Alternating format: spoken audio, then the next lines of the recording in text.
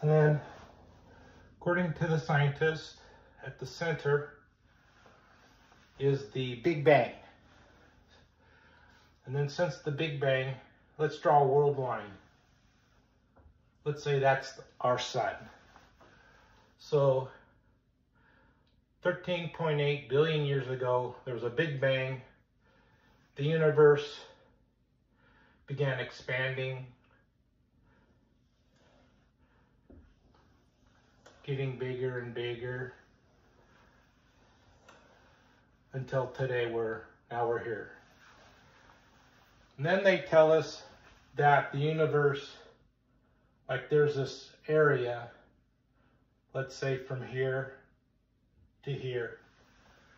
Anything within this area, the speed light can reach us. So we can see everything within here because the space is not expanding faster than the speed of light from our perspective here. But if we try to see anything beyond these 2 points, then that space is expanding faster than light.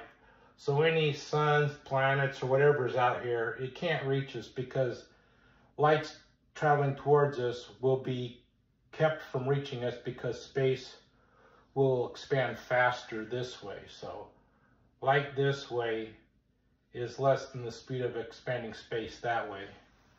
So it'll never reach us. But in here, light this way will reach us because space is expanding less. So let's say there's another sun came up like that.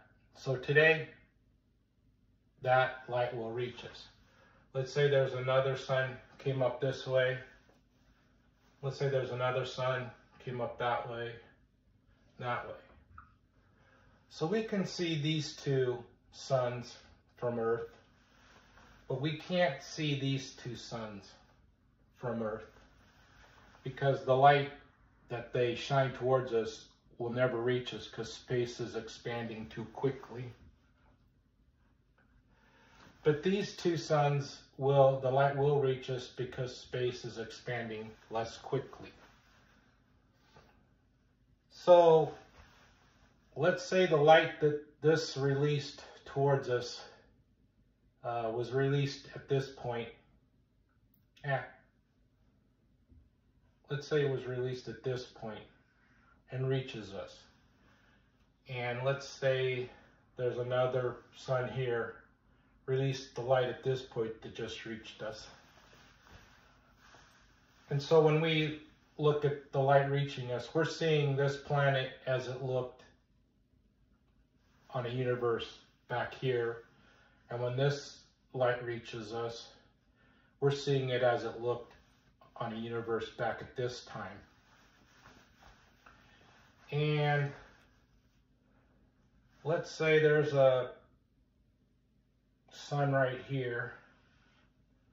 And so it released light at this point, and it's just reaching us today. So we're seeing it as it looked at this point when the universe was that old. Let's say this is, I don't know, 500,000 years after the Big Bang.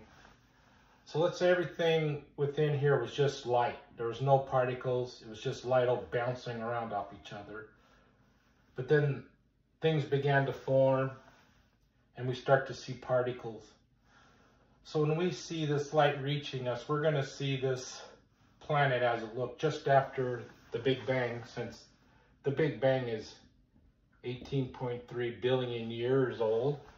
500,000 years to 18.3 is not that long after. So we're almost seeing the Big Bang when we look at this star out here.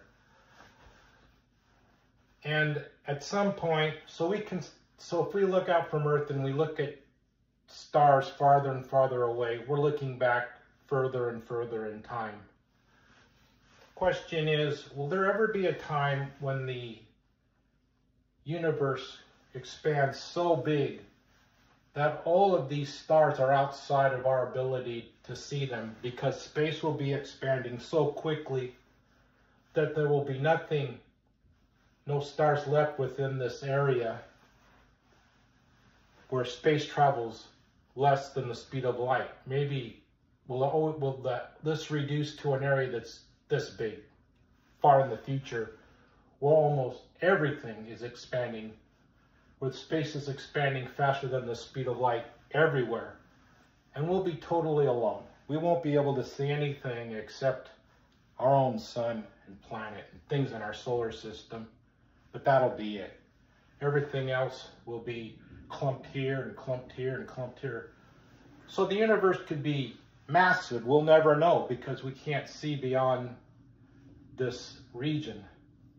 And that region's going to keep getting smaller and smaller as time goes along until one day we won't be able to see anything except everything that's clumped together within our solar system or our galaxy. Maybe our galaxy will be all clumped together. One day our galaxy will fall into itself and become just a black hole, and then that black hole will evaporate through Hawking radiation and just poof, disappear. No more universe.